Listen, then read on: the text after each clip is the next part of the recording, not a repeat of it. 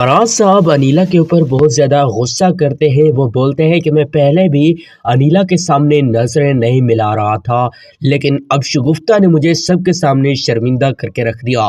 Drama serial कैसा मेरा नसीब की नेक्स्ट एपिसोड में आप लोग देखेंगे।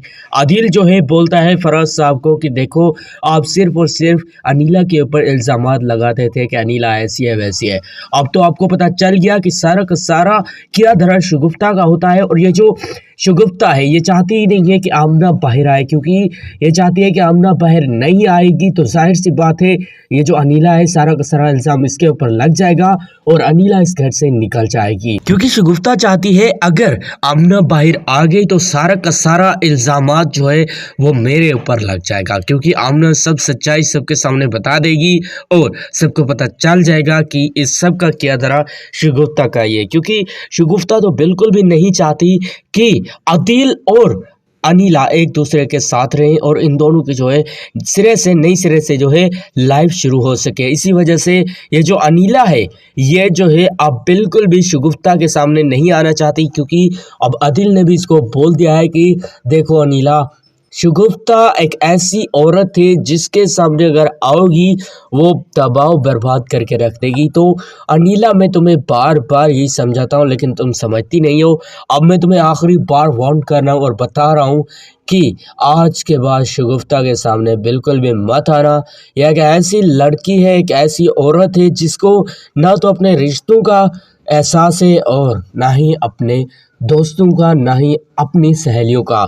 इसी वजह से ये जो फराज साहब है अब इनको बहुत ज़्यादा दुख लगता है, क्योंकि जब राबिया इनके घर में आई थी पहले तो फराज साहब को लग रहा था कि आप जो राबिया है ये हमारी तारीफ़ें करेंगी कि हाँ आपका जो ये कंपनी है ये माशाल्लाह से अच्छी चल रही है। लेकिन जब फराज साहब को शगुफ्ता के सारे कारनामे पता चलते हैं तो फराज साहब बहुत ज़्यादा परेशान हो जाते हैं, क्योंकि पहले भी फराज साहब बोल चुके हैं आदिल को कि शगुफ्ता और अनीला की वजह से मेरी सारी की सारी जो इज़्ज़त है वो मिट्टी में मिलकर रख दी इन दोनों ने, और अब तो मुझे कोई सलाम तक नहीं ठोकता कि हेलो फराज साहब।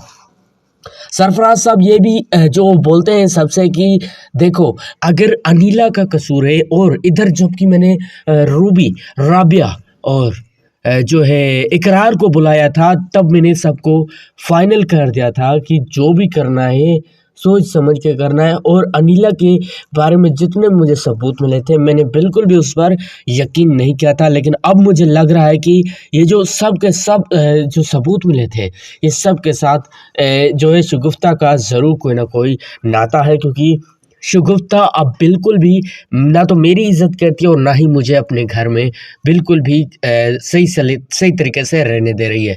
इसी वजह से जो सरफराज साहब है शगुफ्ता को बोलता है, मैं तुम्हें आखिरी बार कह रहा हूँ अगर तुम्हें इस घर में रहना है तो अच्छी तरीके से रहो, नहीं तो जा सकती हो इस घर से।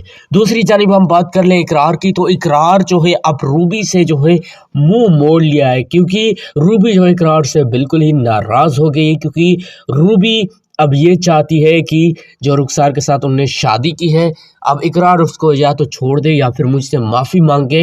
सबसे ज़्यादा सबसे पहली मुझे बीवी होने का एहसास है, नहीं तो मैं जो है अब इकरार के साथ बिल्कुल भी नहीं राज़ी होंगी और इकरार के साथ जो है अब बिल्कुल भी मैं नहीं रहूँगी, उसकी बीवी तो बिल्कुल नहीं।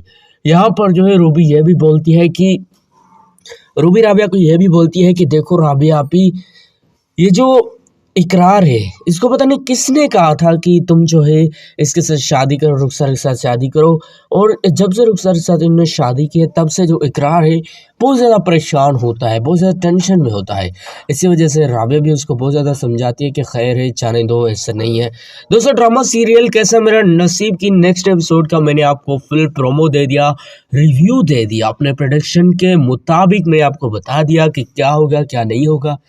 बाकी आप लोग अपनी राय नीचे कमेंट्स में ज़रूर करें, वीडियो को लाइक करें, चैनल को ज़रूर सब्सक्राइब करें। Thanks for watching.